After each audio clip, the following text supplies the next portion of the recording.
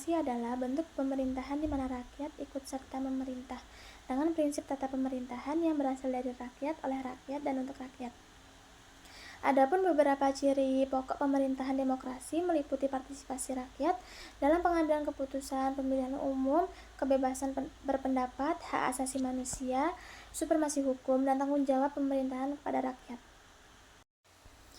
Dan adapun kelebihan sistem demokrasi antara lain memberikan kebebasan kepada rakyat, mencegahnya tumbuhnya pemerintahan otoriter, melindungi hak asasi manusia, dan menunjukkan pergantian kekuasaan secara damai. Namun, demokrasi juga memiliki kekurangan seperti proses pengambilan keputusan yang lambat, potensi terjadinya korupsi, dan kurang efektif dalam mengatasi krisis mendesak.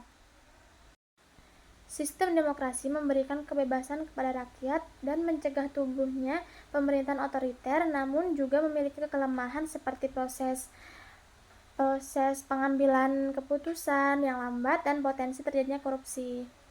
Rule of law adalah konsep negara hukum di mana hukum memiliki kedudukan tertinggi. Ciri-ciri negara hukum yang pertama, supremasi, kesamaan depan hukum, pembagian kekuasaan, dan juga jaminan pembagian hak.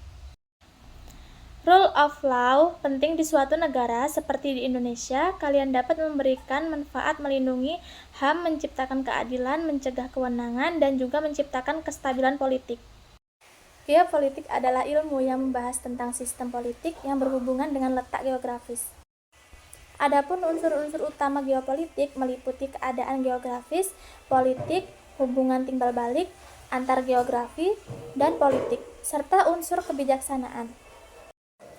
Sebagai contoh, wawasan Nusantara adalah geopolitik di Indonesia, yang merupakan cara pandang bangsa Indonesia terhadap diri dan lingkungannya, serta visi dan perwujudan kebinekaan di Indonesia.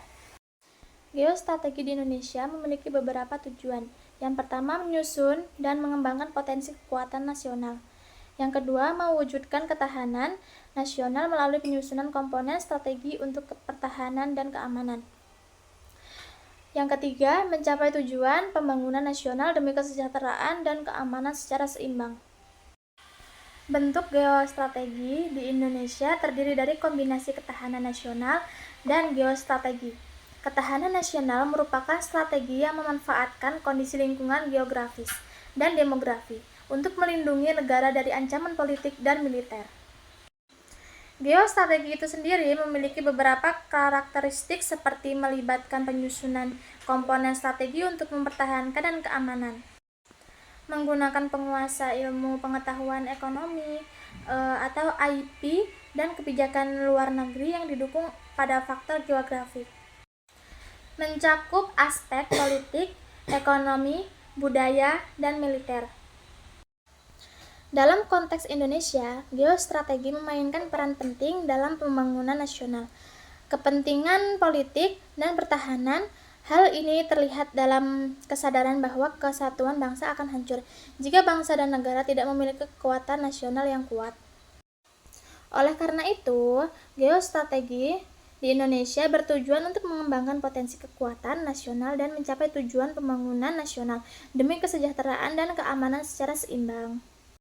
Masyarakat madani adalah masyarakat yang beradab, menjunjung tinggi nilai-nilai kemanusiaan, serta maju dalam penguasaan ilmu pengetahuan dan teknologi.